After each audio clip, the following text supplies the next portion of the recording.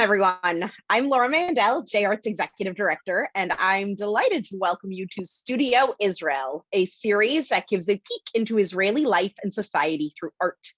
This conversation series is designed to give us a deep dive into some of the most important creative work that's coming out of Israel, of which there is much, and to frame the work through Brandeis academic expertise so that we can help better understand the stories that the work is illuminating.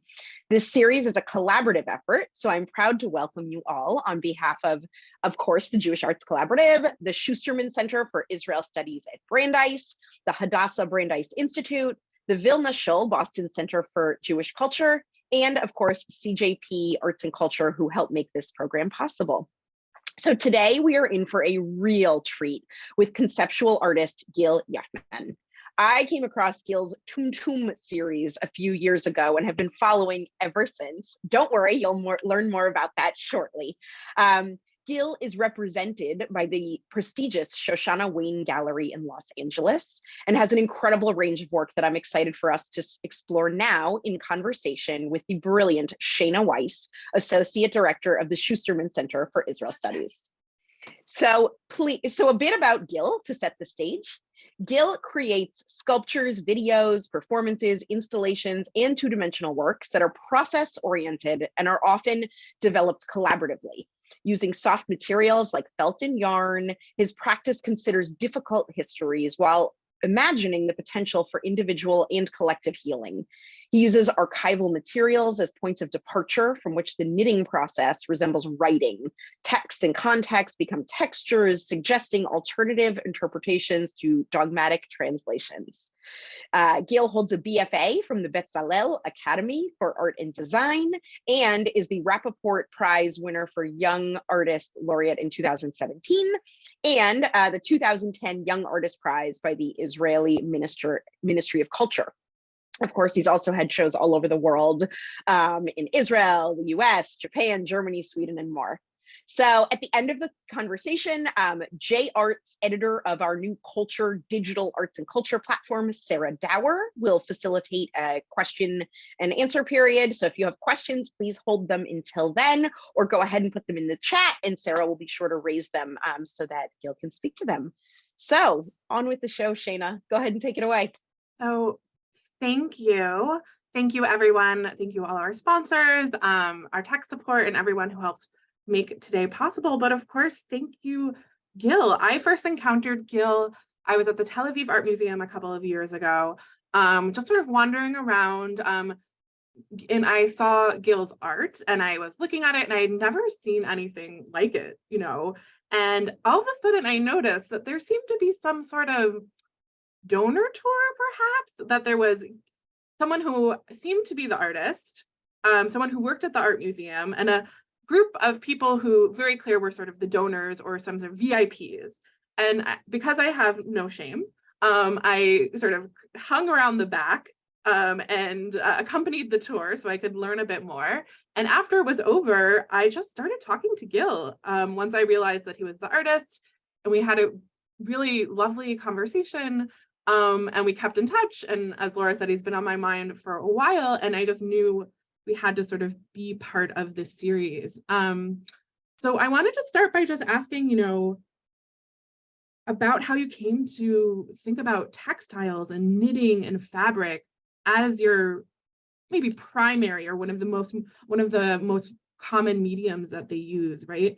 What was this process like for you? How did you get into it? Yeah, let's talk about that. Oh, wow. Thank you so much, Shana. Thank you, Laura and Sarah and everyone involved. And thank you so much for this kind invitation. So yeah, that's a good question. And yeah, I really love textile and the way it translates into texts and context in relation to history, the body. It has a lot of therapeutic essence into it, and it's something that you can do just like kind of get over yourself and do like in a social context, like as knitting circles.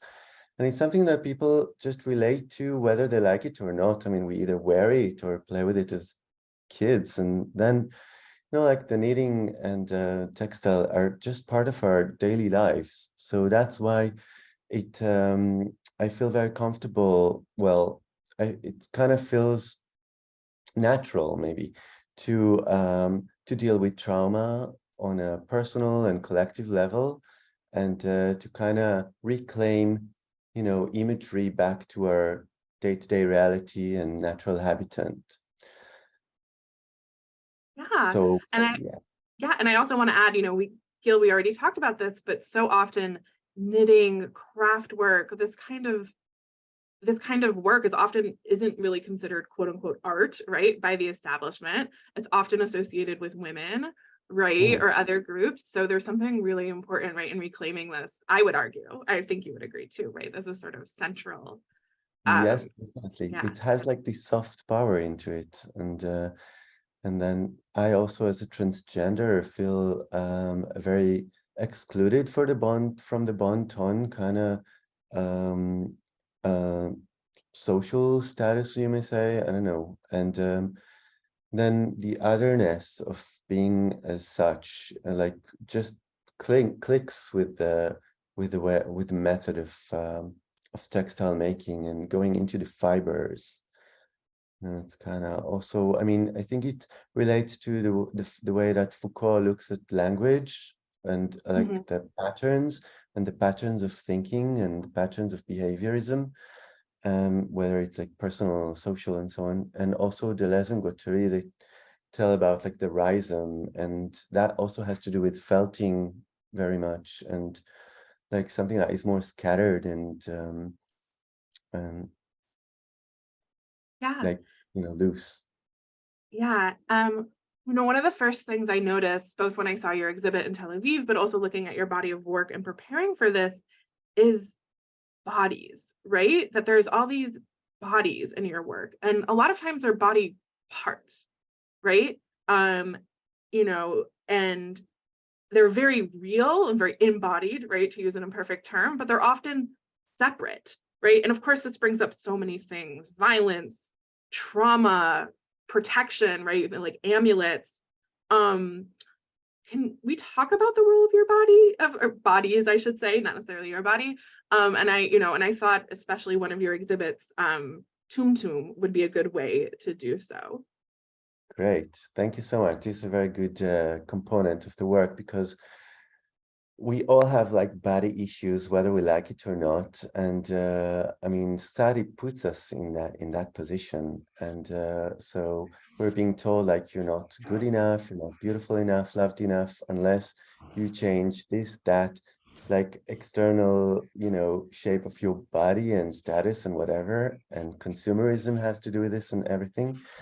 But yeah, so Tum is actually like one of the first major works that I've accumulated, and like it's a pre-medical biblical term from the Mishnah that the Rambam gathered, and it relates to a human being with undeciphered genitalia and gender, and like intersex or transsexual or transgender in general. And so it has a lot of performative essence. So I perform with this piece. We can hold this slide and see that it does relate to a gushful, it's kind of a gender and sexual monstrosity that people are very much allowed to interfere with, touch, caress, and so on, and be part of this. But then, like, when you look at language, at the young Hebrew language, then tumtum means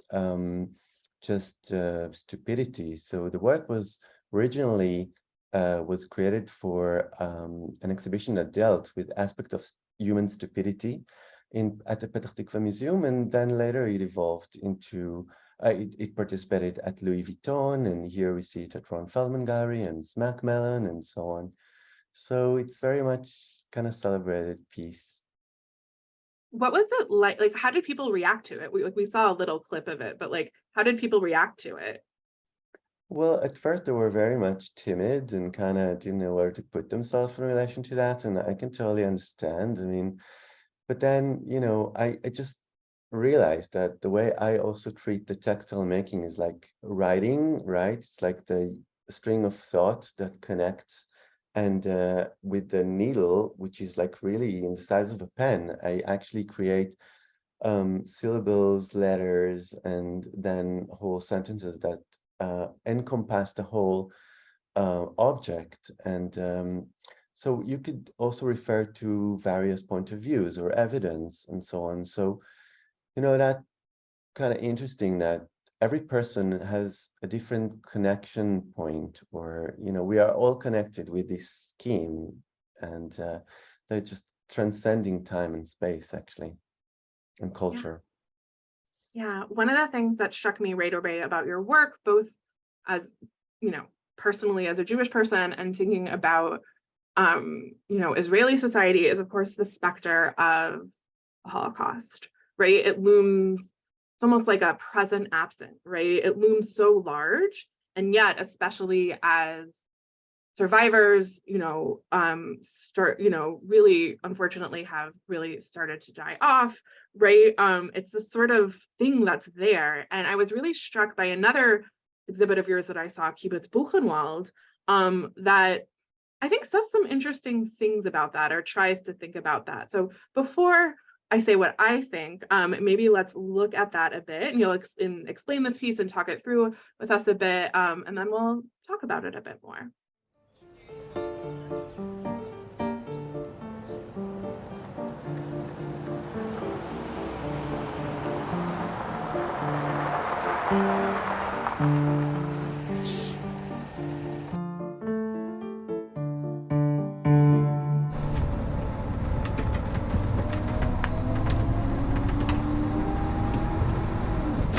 Die nächste Haltestelle ist die Buchenwaldstraße.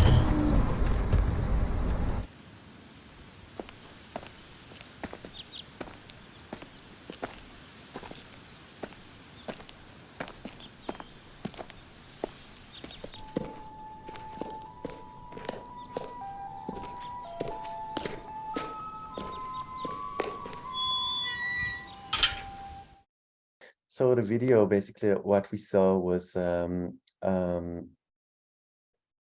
introduction to a video, which is a major piece in that show. And it has to do with two figures, and the Hitler-like figure is played by Dov Ornel, who's pioneer in conceptual art in Israel. He's a Holocaust survivor as well. He was born in 1927. And so he's 95 today, or towards 6.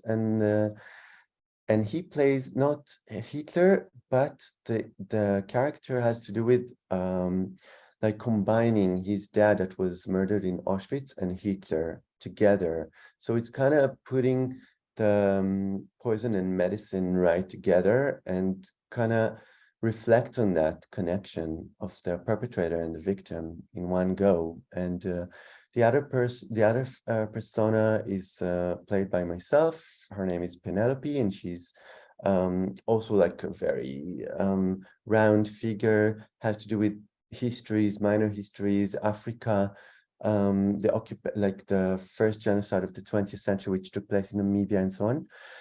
And actually the name Kibbutz Buchenwald, so the video is a collage of like these two figures going through whatever remained from Buchenwald, so like the Buchenwald Memorial and a green screen studio.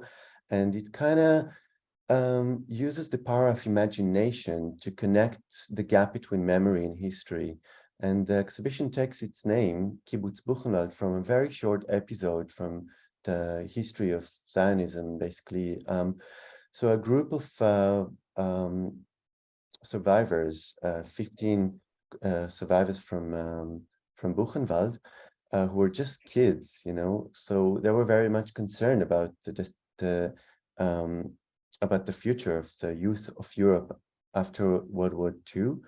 And they, with the help of an American army rabbi whose name is Schechter and Marcus, so they established a farm, and they called it Kibbutz Buchenwald. So actually they pursued the kibbutz notion. Then they immigrated to Palestine, later to become Israel, and operated as Kibbutz Buchenwald here. after 2 years, or after 4 years, basically, of them being a kibbutz, Ben Gurion and the kibbutz movement leaders, they made them change their name, and because it wasn't like Hebrew enough.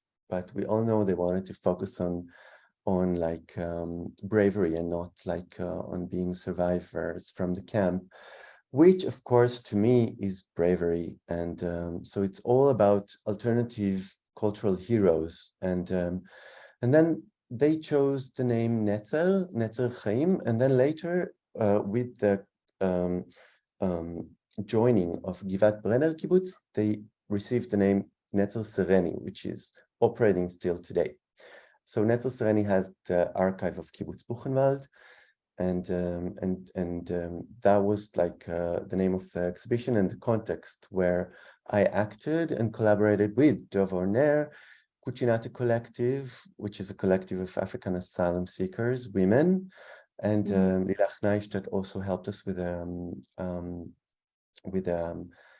research, and Adida Han from Tel Aviv Museum curated it.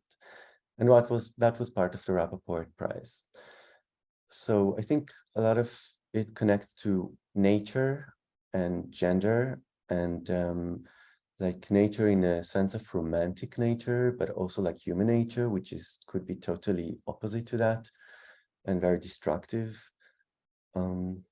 Sorry, I'm talking a lot, Shana. Would you like Yeah, to? no, and I just want to say, I want to just clarify that the flag that we saw earlier, right? That's the actual flag, right? From Kibbutz Buchenwald. The exhibit has this really interesting mix of historical objects, objects that feel like they could be historical objects, but maybe aren't, right? And sort of creative spaces. So related to that, one of the things we talked about is that you have this interest in, I would say, really like Yiddish and Ashkenazi heritage, right? Something that we know, right, that the early Zionists were actively disparaging against, right? It's not common to meet an Israeli, right, let's say, unless they're an older survivor, basically, who's interested, for example, in the poetry of Avraham Sutzkever, right? You have another work that's titled Ber Mir Bist du Shein, right? A famous Yiddish song.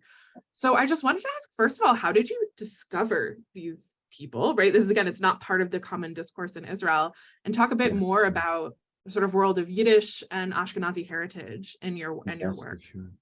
Thank you. Yes, definitely. I mean, not just that, but just connecting it also with minor histories that, of these like women, African women, asylum seekers and so on. I mean, we're all part of the same, basically, history and stories. And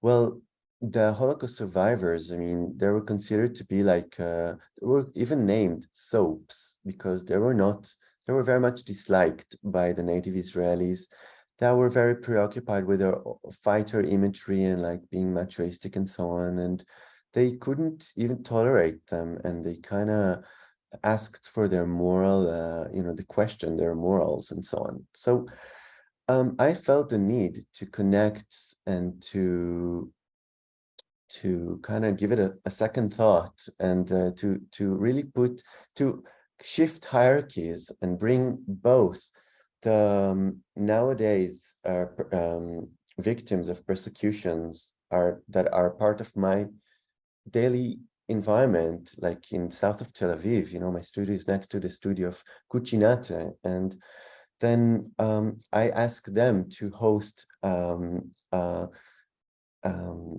with the help of Malka Fund from the United States as well.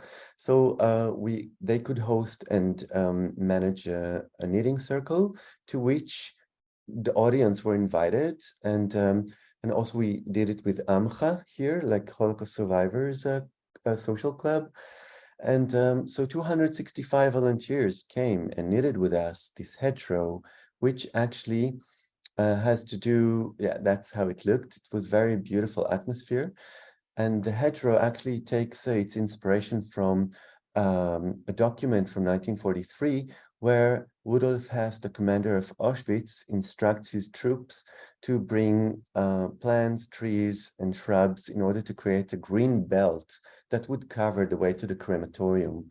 So, you can see like how nature is being cynically used to disguise the total opposite and the horrific. And I think a lot of the Yiddish also was discarded, like the Yiddish culture is still discarded and not, fully celebrated in Israel. And next to my studio, there's also like Young Yiddish Center, which also gives a lot of inspiration and comfort. And by Mir Bist Du Shane, yeah, that was the name of my exhibition at Feldman. Yeah, and it also had to do with the role of women in the Holocaust, and also non-Jewish, that were coerced into these um, brothels that were operated in the camps. And that was another unfortunate part of history, that still kind of violence against women during wartime is still considered to be like, taken for granted or disregarded, like this very bad. I can say from a Jewish studies point of view, the study of sexual violence during the Holocaust is only now, honestly, within the past couple of years, starting to be taken seriously as a subject of research, as things of discussion, and that sort of thing. And of course, there are other, multiple other examples as well. You had this amazing project, right? Bringing together groups that I don't think most people would associate, right? With elderly Holocaust survivors, young, mostly non-Jewish asylum seekers, women from Africa. What was that like? Like, can you just reflect on that personally a bit? Like, I found those pictures so moving, right? Like, how did, what was that like for you? Well, I was like the best, one of the peak of my careers, definitely. I mean, I'm halfway through maybe, but still, it's like there's so much to aspire to. And like these women are going through so much, and first Cucinata was established by two amazing women. Can you say a word about Cucinata, just so Yes, our of audience course, knows who of they course. are? Yes, so Cucinata, I highly recommend to check yourself. So Cucinata means crochet in Tigrinian, in the spoken language of Eritrea, and the two women that established this psychosocial project are Didi Maimon Cohen, who's a psychotherapist, and Aziza Kidena, she's a nun, sister, and she's the mother of the Eritrean community in Israel. And like they just give answer, like they give a common ground to women who actually undergone through hell and still do in Israel society nowadays. And but abduction and rape and like really horrible stuff, that stuff that I cannot show them in my studio, like that I do, like for instance, all these gender and all these body organs that might trigger a lot. So my first collaboration, I collaborate with them since 2015, on and off, it depends on basically on the budget that I can accumulate or not. And also with Dovroner, I collaborate since 2015. So, it bringing all these different parts together brings a lot of inspiration for me, like working with communities and on a social standard, like on social ground. For me, it's a way to get to places that I could not go on my own, So we already talked about a bit the connection between text and textile. And one of the things that also struck me about your work is how deeply grounded it is in Jewish texts. We talked about Tumtum. There's, of course, the Holocaust imagery. You also have a work called, The Valley of Wet Bones, right, that we could bring up. And I was wondered if we could talk about what is your relationship like, right, to this sort of vast world of Jewish text, especially as a visual artist, right? What does this act of translation look like? Thank you. Great. Yes. I mean, this is a project I really, really love. And I've like the Valley of Wet Bones was realized during an artist in residence in Japan. I was invited to Aomori Contemporary Art Center, and I had to come up with a project that I kind of connected. I thought, what could I bring that would connect Japanese society and my heritage, my cultural references, and basically the Great Pacific Garbage Patch, which is like huge, it's exponentially grows. It's a strife, it's ecological strife, and we're amidst that as well. And so I thought to connect that with the prophecy of Ezekiel of the dry bones, of course, the Valley of Dry Bones, and but Can you just say, create. sorry, can you just say like one sentence about what that is because make sure we're Oh, on of the course. same page. Sorry. So the prophecy of Ezekiel of the Valley of Dry Bones is basically the people of Israel go through the desert, and basically they are wandering around and lost, and moral decay or some sort, and then God, the Father figure, Almighty, in his dream, of course, in the Ezekiel dream, like he puts flesh in these dry bones, brings them back to life, and shows them the way back to the Holy Land, the Promised Land, which we're happily in. I mean, me. So basically, this story, yeah, I mean, as nice as it would be, to believe in that, then still, I would have to put Mama Nature into the equation, and to also rethink about ways of rejuvenating, bringing to life, dead materials such as plastic bags. So the plastic in shopping bags, like the trash and shopping bags, like in one sentence, because you cannot really differentiate sometimes between the shopping bag and the actual good. So I mean, and the trash, I mean, it's all kind of so much plastic that we live on. And so we kind of shredded it, created yarn, and then knitted bones in which we put soil and grass and plants, and we kind of suspended them in the air as if they were coming to life again.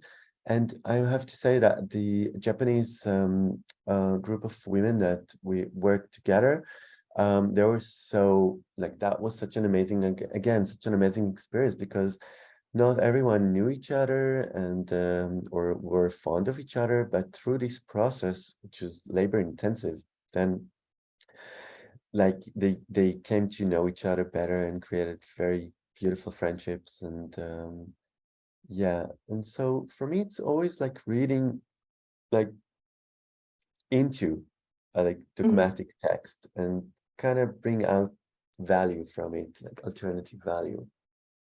Yeah, academics sometimes call that like reading against the grain, right? Or, but I love this idea of bringing in like a feminine Mother Nature back into what is a very masculine text and also corpus, right?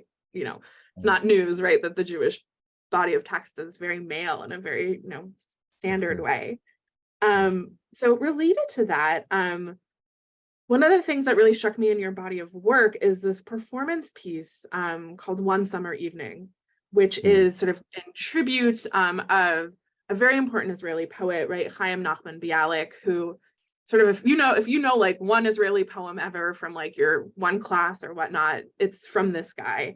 And the way you choose to pay homage to it is, I think, in a different way than maybe some of the other Bialik tributes that some of you have known or some of you have maybe seen. So I was wondering if we could look at that piece and think about that as well. So.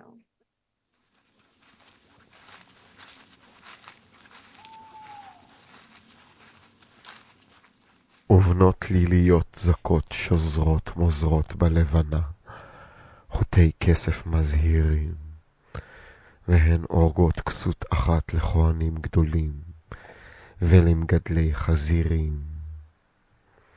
היה ערב הקיץ, כל הבתים נתרוקנו, ונתמלאו הגנים. יצא אדם כדרכו, במאווייו הגדולים, לחטאיו הקטנים. קצרה רוח האדם, כלו עיני מייחל, ותפילתו האחת. הכוכבים הצנועים מהרו צאתכם מלמעלה, והקדשות מתחת.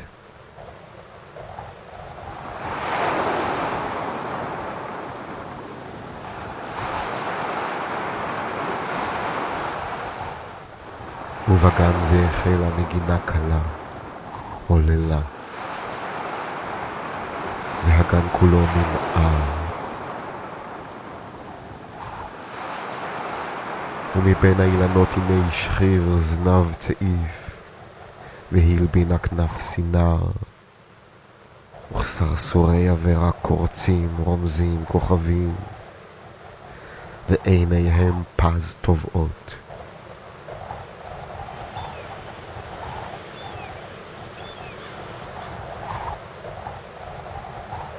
צרה רוח הזנונים גם את עשבות השדה ואת אבני הרחובות.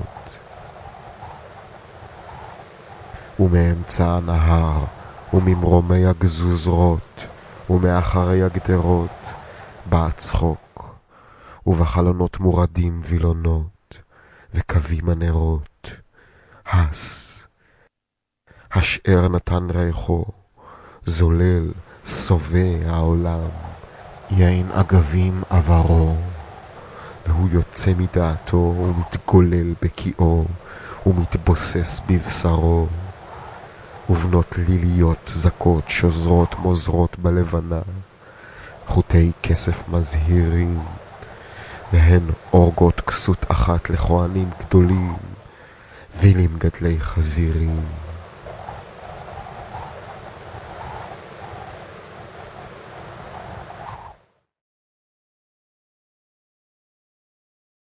Right. So this piece was it's a video installation and performative video.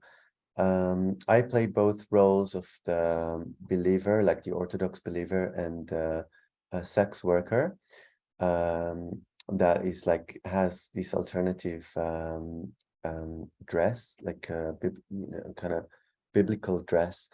And well, I ate a lot of, sorry my French, shit about this work, and because it's very easily misinterpreted and becomes this populistic victim of, you know, other motives. But nevertheless, the work was done innocently and with an intention to thought provoke, but never just to provoke, and to kind of bring forth a possibility of a dialogue, a better dialogue, and to lower the sanctity of these objects that are more precious than people's lives, you know, people who are actually are not allowed to practice this religion. And just today I read that the kotel is like, you know, it's hot news, and this work, like I mean, women are treated so bad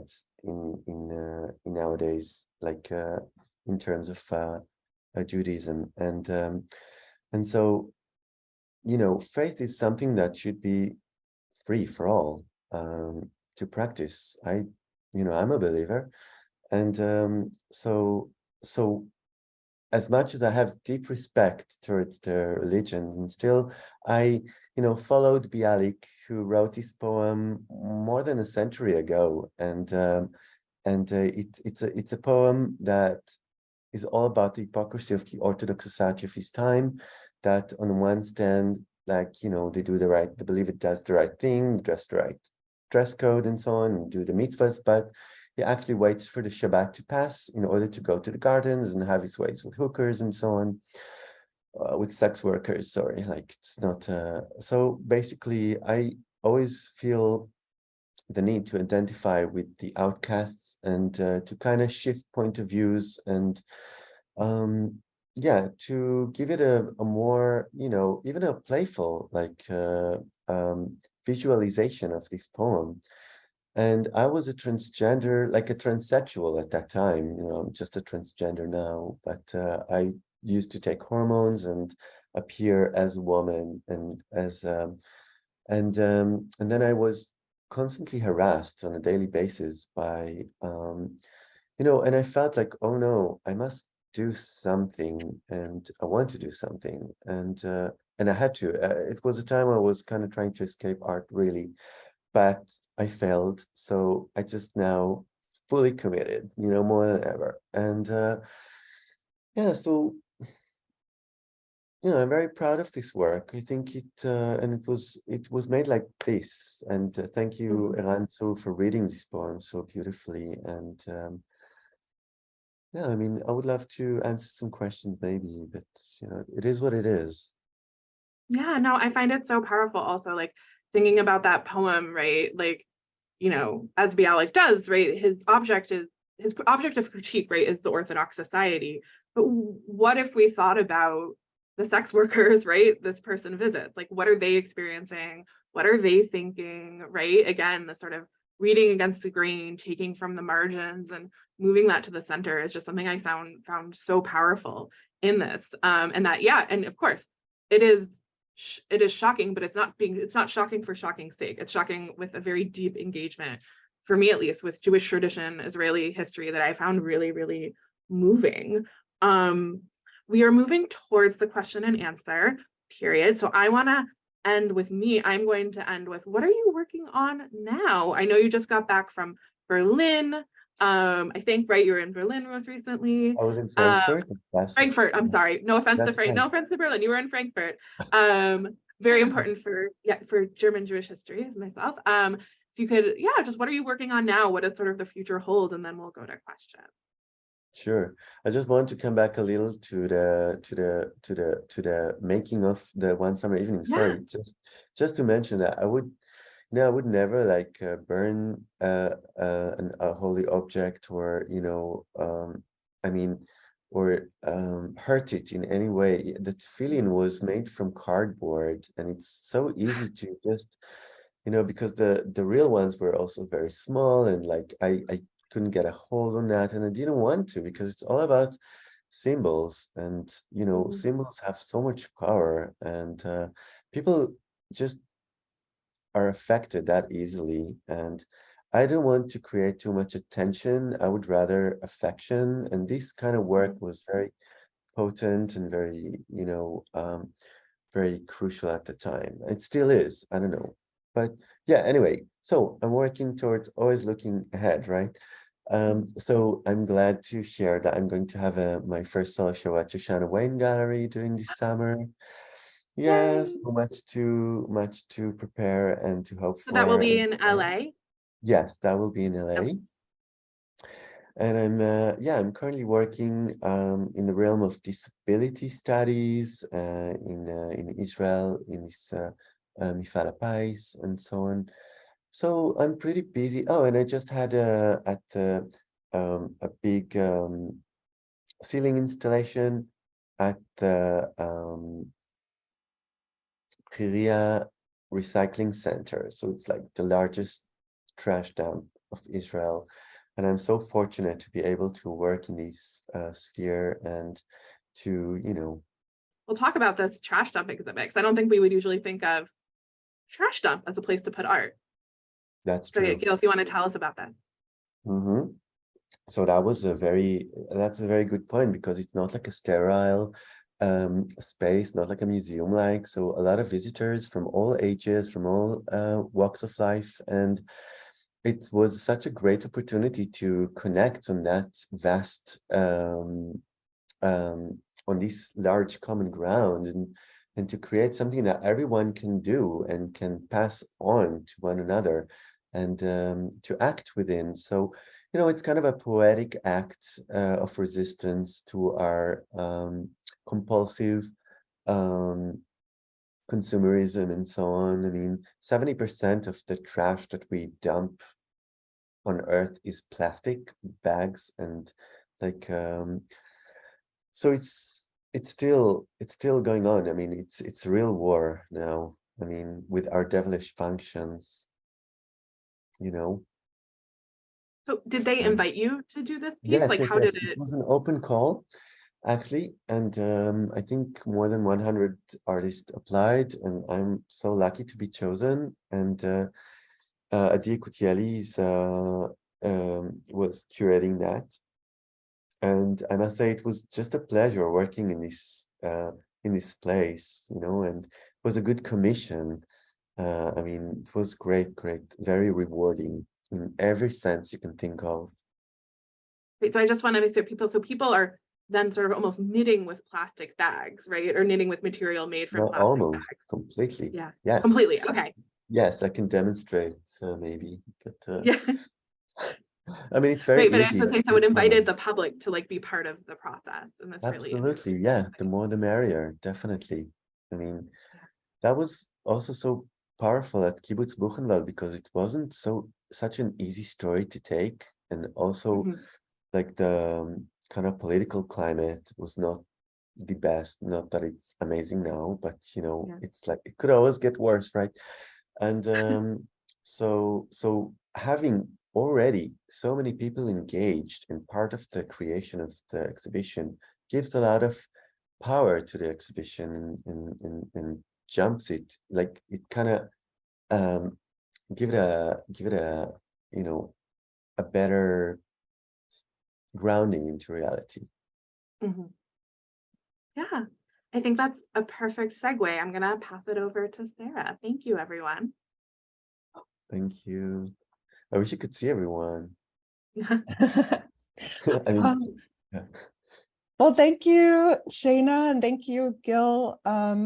We're so excited for your solo show in LA.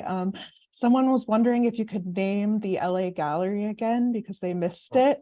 I'm sure we all want to know. Shoshana Wayne Gallery. Awesome. We can also put that in the chat.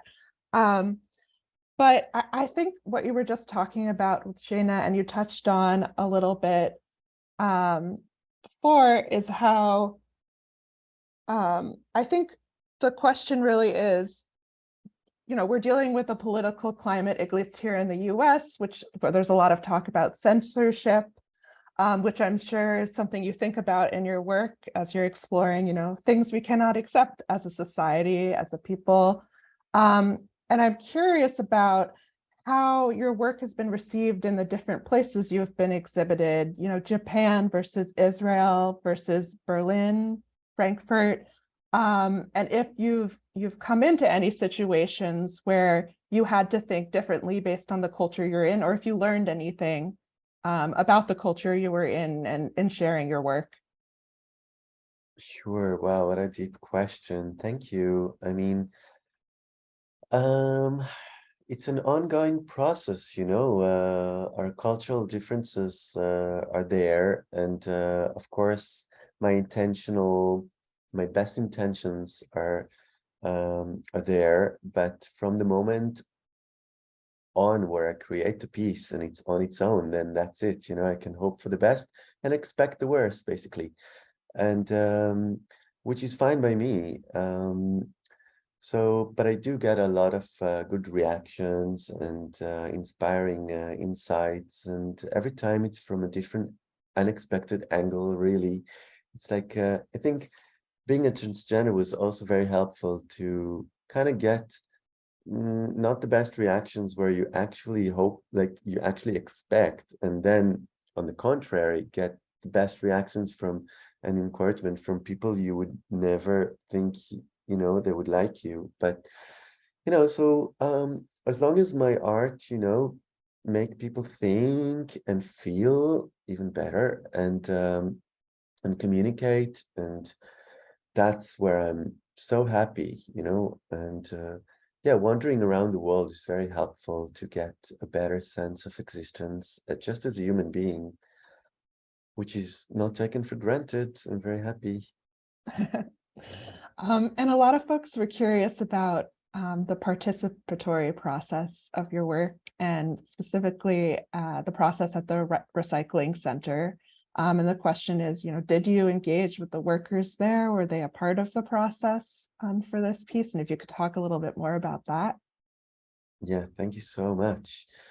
I mean, Mira Latterman, Euclid, like she's a New York-based amazing artist. Actually, she's Israeli-based now. Right now, she's like worked with the sanitary department in New York. So, like more participatory than her, I could never be. And she's like a great inspiration. But the answer, of course, is yes. Like first, the more the merrier. People engaging with the piece become the piece and making decisions, and I love the Mira Latterman Euclid, that's the name, and she's also at Feldman.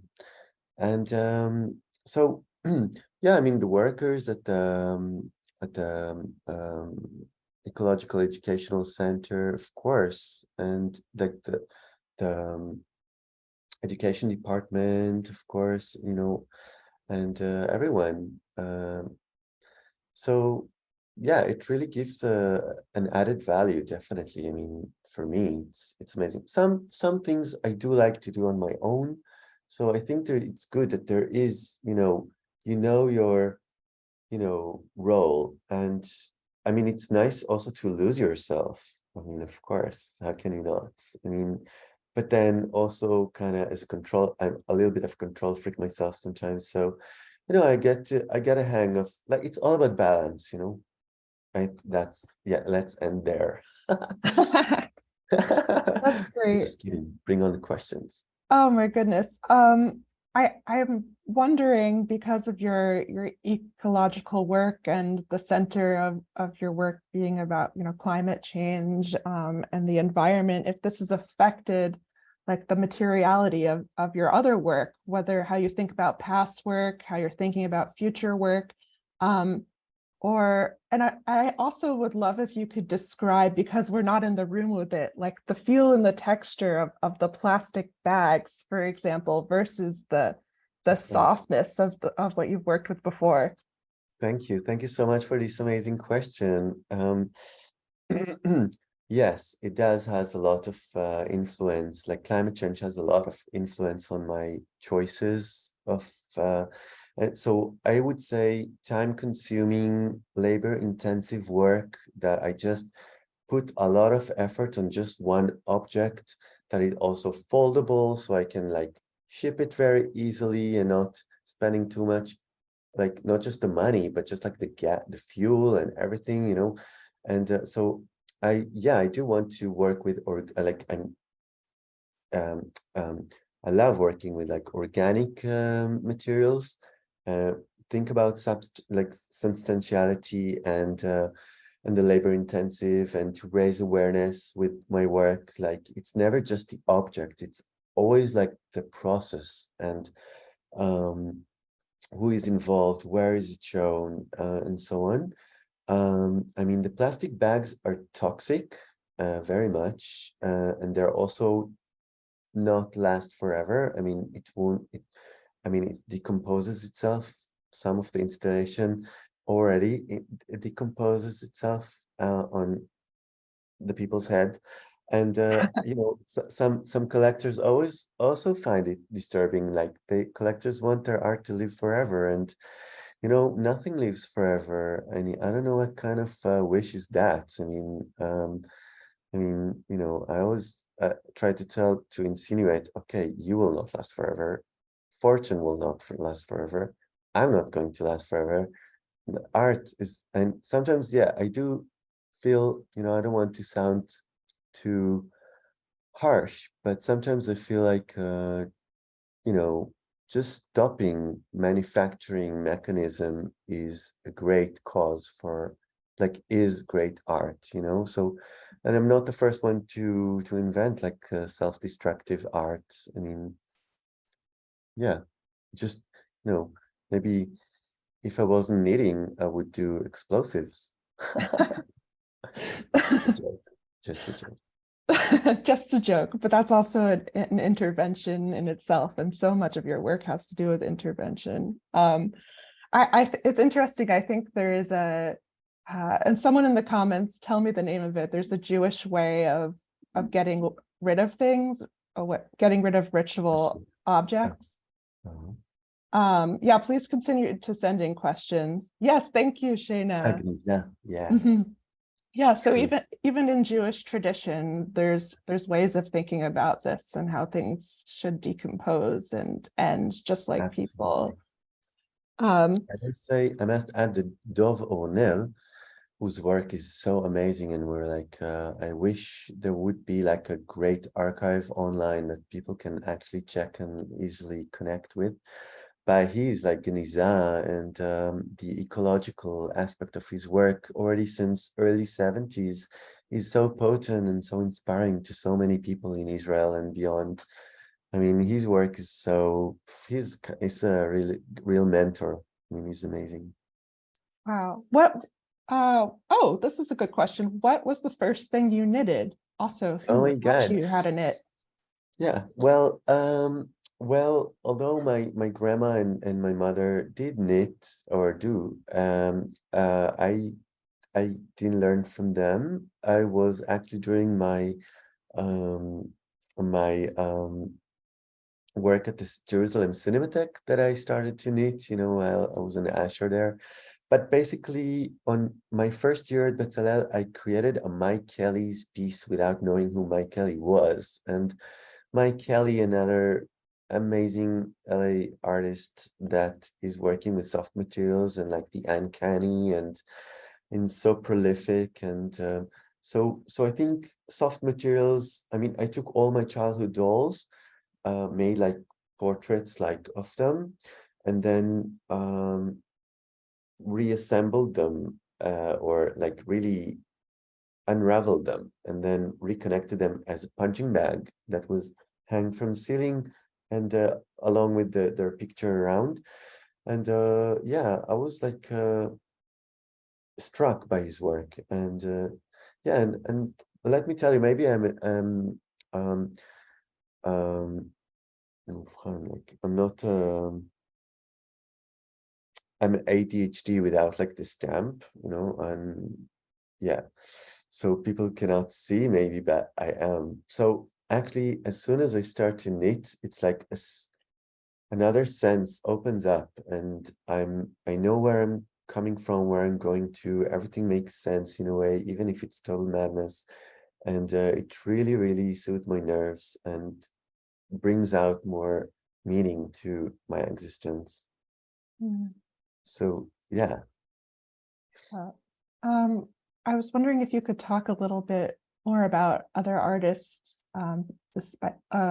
aside from the two that you already mentioned, who have a great impact on your work, who have in the past. Who are some artists, maybe collaborators that you've worked with that really continue to inspire you?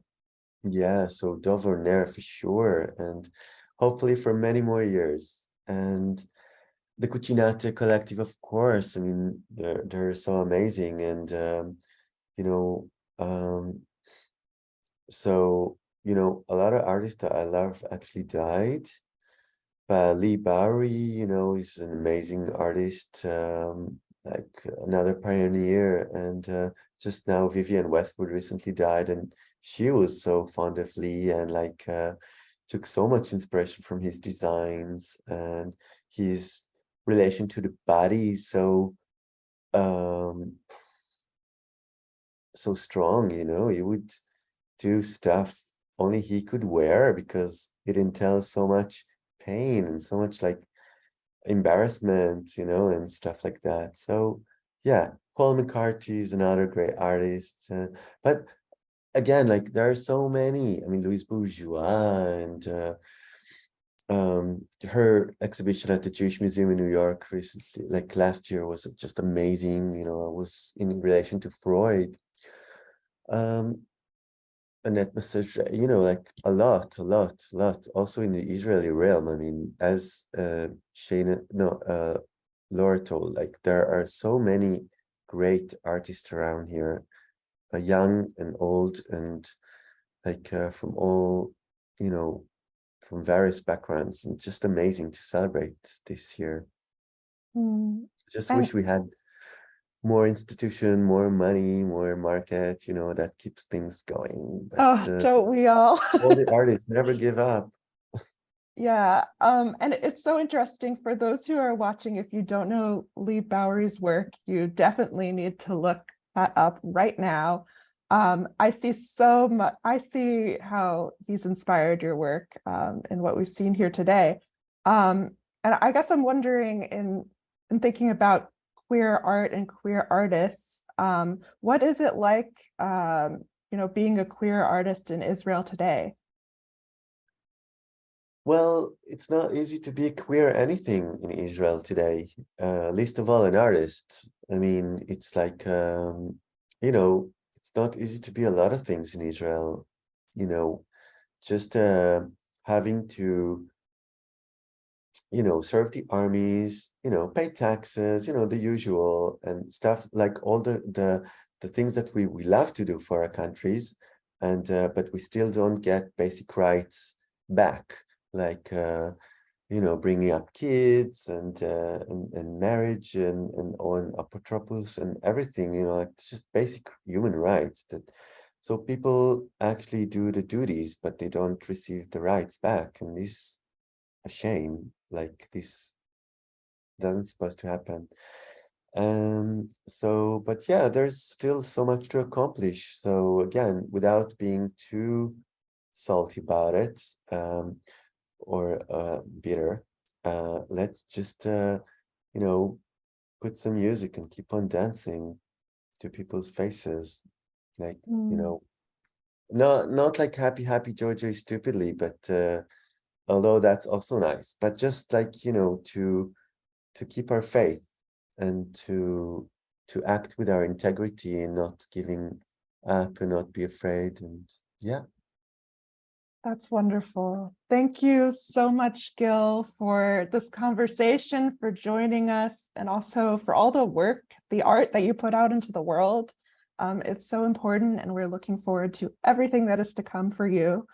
You can check out more of Gil's work at the link in the chat. Thank you again to Shayna, all of our partners who were listed at the top of the program.